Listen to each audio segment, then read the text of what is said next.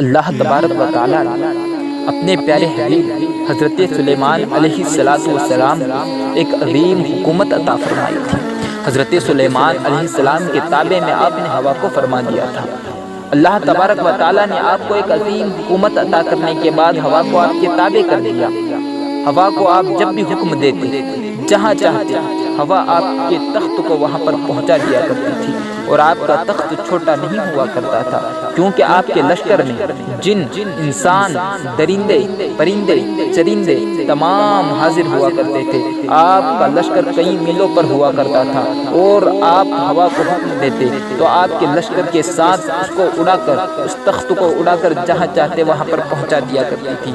آپ نے بیت المقدس کو تعمیر فرمانے کے بعد آپ مکہ معظمہ پہنچے، وہاں پر کئی ہزار جانوروں کو یعنی گائے، اونٹ اور بکریوں کو قربان کیا، اور اس کے بعد آپ نے اپنی قوم کو بتایا، آپ نے اپنے لوگوں کو بتایا کہ یہاں پر محمد عربی تشریف لائیں گے جو خاتم النبیین ہوں گے۔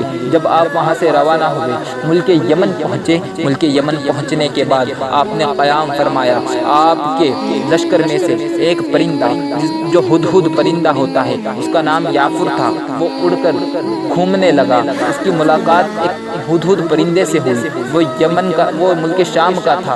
آپ کی ملاقات یعنی یافور جو پرندہ ہدہد تھا، اس کی ملاقات دوسرے ہدہد پرندے سے ہوتی ہے۔ وہ پوچھتا ہے آپ کون ہو اور کہاں جا رہے ہو؟ تو اس ہدہد نے یعنی یافور نے سلیمان علیہ السلام کے لشکر سے تھا، اس نے کہا کہ میں عظیم اللہ کے نبی سلیمان علیہ السلام کے لشکر میں رہتا ہوں، اور میں اس لشکر کی نگرانی کرتا ہوں، اور میں آپ کے لیے پانی کے انتظام کے لیے نگاہ پھیلا کر پانی ڈھونڈتا ہوں، آپ کے لیے خبریں پہنچاتا ہوں۔ تو اس نے کہا کہ میں تمہیں ایک خبر سناتا ہوں، بڑی اچھی خبر ہے۔ ملک شام کے اندر ایک عورت رہتی ہے جہاں پر میں رہتا ہوں، اور وہ ان کی بادشاہ ہے، اس کی حکمرانی ہے، وہ سورج کی پوجا کرتے ہیں۔ آپ کے لیے یہ خبر بہت اچھی ہوگی، آپ سلیمان علیہ السلام تک یہ خبر پہنچانا۔ تو اس نے کہا نہیں، عصر کا وقت ہونے والا ہے، حضرت سلیمان مجھے دریافت کریں گے۔ اس نے کہا خبر سناؤ گے تو وہ خوش ہو جائیں گے۔ وہ اس کے ساتھ چلا جاتا ہے، اور کیا دیکھتا ہے کہ ایک عورت ہے جو وہاں کی بادشاہ ہے،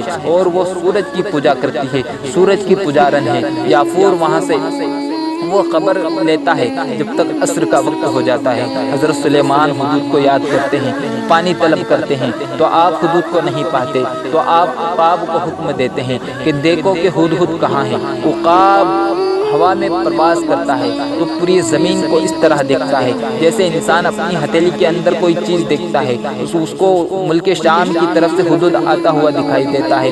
وہ آپ کے پاس آتا ہے اور سلیمان علیہ السلام سے کہتا ہے کہ ہدہد ملک شام کی طرف گیا تھا اور وہ آ رہا ہے۔ حضرت سلیمان کہتے ہیں کہ اگر ہدہد کوئی خبر نہیں لایا، کوئی روشن دلیل لے کر نہیں آیا، کوئی اچھی بات لے کر نہیں آیا، کسی کام سے نہیں گیا تھا، تو میں آج اسے ذبح کر دوں گا۔ ہدہد کے پاس عقاب جاتا ہے اور کہتا ہے سلیمان علیہ السلام بڑے غضب میں ہیں، بڑے غصے میں ہیں، آج تیرا قتل کر دیں گے۔ اس نے کہا اس کے علاوہ کچھ کہا؟ تو ہدہد کو عقاب کہتا ہے بالکل کہا، اگر تو ان کے پاس کوئی روشن دلیل لے جائے، کوئی نشانی لے جائے، کوئی خبر لے جائے تو وہ تجھے چھوڑ دیں گے۔ وہ کہتا ہے پھر تو بچ گیا۔ سلیمان علیہ السلام کی بارگاہ میں حاضر ہوتا ہے اور کہتا ہے حضور میں نے ملک شام میں ایک عجیب بات دیکھی ہے، ایک بادشاہ وہاں پر عورت ہے، عورت بادشاہ ہے، اس کے تابع کئی بادشاہ ہے اور اس کا عظیم لشکر ہے، اور جتنے بھی اس کے تابع جو سپہ سالار ہیں، جتنے بھی اس کے سپہ سالار ہیں، تمام کے تابع 1-1 لاکھ کا لشکر ہے اور اس کی بڑی عظیم سلطنت ہے۔ حضور اس کا بڑا سارا تخت ہے، اس تخت کو اس نے 7 محلوں کے اندر بند کر رکھا ہے، 7 تالوں کے اندر قید کر رکھا ہے، اور وہ کئی میل لمبا اور کئی میل چوڑا ہے۔ حضور وہ وہاں کی پجارن، وہ وہاں کی بادشاہ، وہ سورج کی پجارن ہے۔ حضور میں یہ خبر آپ کے لیے لے کر آیا ہوں۔ حضرت سلیمان علیہ السلام ایک خط لکھتے ہیں اور کہتے ہیں اس بلقیس سے، وہ بلقیس نامی عورت تھی، اس کو خط لکھتے ہیں اور کہتے ہیں کہ تو اللہ پر ایمان لے آ اور اس کفر کو چھوڑ دے، سورج کی پوجا کرنا چھوڑ دے۔ اور وہ خط ہدہد کو دیتے ہیں، ہدہد لیتا ہے اور روشن دانوں کے ذریعے اس کے تخت تک پہنچ جاتا ہے اور اس کے سینے پر وہ خط رکھ دیتا ہے۔ وہ جب خط کو پڑھتی ہے تو پریشان ہو جاتی ہے، تمام سپہ سالاروں کو، تمام بادشاہوں کو جمع کرتی ہے اور یہ خبر سناتی ہے تو وہ کہتے ہیں گھبرانے کی کیا ضرورت ہے، ہمارا عظیم لشکر ہے، ہم عظیم فاتح ہیں، ہم سلیمان سے کیوں بھلا ڈرے، ہم سلیمان سے مقابلہ کریں گے، ہم سلیمان سے ڈرنے والے نہیں۔ وہ کہتی ہے ایسا نہیں ہے، وہ مجھے عظیم انسان لگتا ہے، اگر وہ اللہ کا نبی ہوا واقعی ہم اس کو تحفہ دے کر دیکھتے ہیں، ہم اس کو تحفہ بھیجتے ہیں، اگر تحفہ قبول کر لیا تو وہ بادشاہ ہے، اگر تحفہ قبول نہیں کیا تو وہ پھر ایک بادشاہ نہیں بلکہ اللہ کا نبی ہے، اور ہم کو پھر اس کے دین کو قبول کرنا ہوگا۔ پھر بلقیس کئی ہیرا جواہرات کو لے کر کئی باندی اور کئی غلام کو تیار کرتی ہے، سونے سے زینے بنوا کر اور گھوڑوں پر سوار کر کے ہیرا جواہرات حضرت سلیمان کی بارگاہ میں پہنچا دیتی ہے، ادھر پہنچا روانہ کرتی ہے۔ حدود یہ تمام باتیں آ کر حضرت سلیمان کو سنا دیتا ہے۔ حضرت سلیمان جنوں کو حکم دیتے ہیں کہ کئی میلوں تک، روایت میں آتا ہے کہ کئی میلوں تک سلیمان علیہ السلام کے کہنے پر سونے اور چاندی کے پہاڑ بنوا دیے گئے اور راستے میں سونے کی اینٹیں بچھا دی گئی، اور جنگلوں سے عظیم عظیم جانوروں کو، خوبصورت جانوروں کو اور پانیوں سے خوبصورت جانوروں کو بلا کر راستے میں کھڑا کروا دیا گیا، اور اس طرح ان کے راستے کو آراستہ کر دیا۔ جب ان کے خادم، ان کے سفیر بن کر حضرت سلیمان کی بارگاہ میں آئے تو وہ شرمندہ ہونے لگے کہ جہاں پر سونے کے پہاڑ ہو، جہاں پر کئی میلوں پہلے سونے کے اور چاندی کے پہاڑ ہو، عظیم لشکر ہو جن کے جن اور انسان بھی لشکر میں شامل ہو، ان کے لیے یہ تحفہ تو بڑا ہی عجیب ہوگا، اس کو شرم محسوس ہوتی ہے، لیکن پھر بھی سلیمان علیہ السلام کی بارگاہ میں حاضر ہوتا ہے اور تحفہ پیش کرنے کی کوشش کرتا ہے۔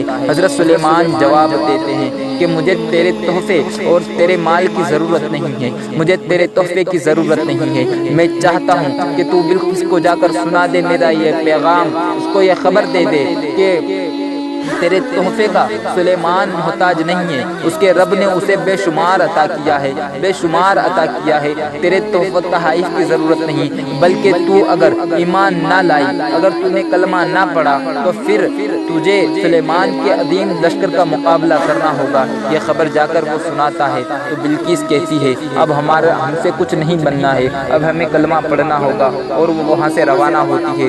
آپ ایک سبا بٹھاتے ہیں، آپ وہاں پر بیٹھتے ہیں، تمام جن بھی موجود ہے، تمام انسان موجود ہے، چرند و پرند ہے، تمام کو لائن سے کھڑا کر دیا جاتا ہے، ایک عظیم لشکر کو لائن سے کھڑا اس کے استقبال میں کر دیا جاتا ہے، اور آپ کہتے ہیں اپنے لشکر والوں سے، اپنے لوگوں سے، اے لوگوں بتاؤ کیا تم میں سے کوئی ہے جو بلقیس کے تخت کو یہاں پر لے کے آئے؟ ایک جن کہتا ہے، ایک جن کھڑا ہوتا ہے اور کہتا ہے حضور سبا ختم ہونے سے پہلے یعنی شام تک میں اس تخت کو آپ کی بارگاہ میں پہنچا دوں گا۔ وہ تخت چھوٹا سا نہیں تھا، وہ کئی میل لمبا اور کئی میل چوڑا تھا، 7 تالوں کے اندر قید تھا، اس تخت کو لانا تھا۔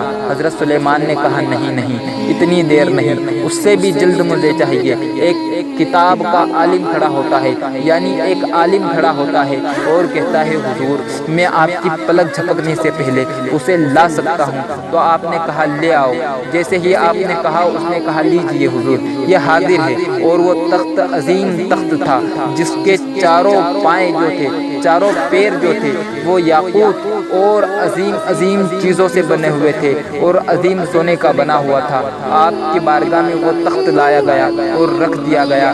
جب بلقیس آئی تو کیا نظارہ دیکھتی ہے سلیمان علیہ السلام کے لشکر کا، ایک عظیم لشکر کو دیکھتی ہے اور اس کے بعد وہ حیران ہو جاتی ہے۔ وہ معجزہ طلب نہیں کرتی کیونکہ اسے اس کا تخت وہیں پر ملتا ہے، اسے اس کا تخت وہیں نظر آتا ہے۔ وہ کہتی ہے بالکل یہ اللہ کے نبی ہے، اور وہ پھر جو ہے بلقیس کلمہ پڑھتی ہے اور داخل اسلام ہو جاتی ہے۔ تو میرے دوستو، اللہ تبارک و تعالیٰ نے اپنے نبیوں کو وہ عظیم طاقت عطا کی ہے، اور نبی کے غلام، نبی جن کے صدقے میں میرے آقا حضور صلی اللہ تعالیٰ علیہ وسلم، جن کے صدقے میں تمام انبیاء پیدا ہوئے، ان میں سے سلیمان علیہ السلام، ان کے غلام، ان کے خادم، ایک عالم دین جو ان کے غلام ہے، ان کی یہ طاقت کہ کئی میل لمبے اور کئی میل چوڑے تخت کو وہ پلک جھپکنے سے پہلے کئی ہزار کوس دور سے ملک شام سے ملک یمن لے آئے۔ تو سوچو کہ اللہ کے رسول صلی اللہ علیہ وسلم کو اللہ نے کیا طاقت عطا کی۔ اللہ تبارک و تعالی ہمیں تمام انبیاء پر ایمان اور تمام اولیاء پر ایمان رکھنے کی توفیق عطا فرمائے اور ان کے صدقے ہمارے تمام گناہوں کو معاف عطا فرمائے۔ اگر کوئی غلطی خامی کوتاہی ہوئی تو اللہ اپنے حبیب کے صدقے معاف عطا فرمائے۔ استغفر اللہ ربی ومن کل ذنب واتوب الیہ۔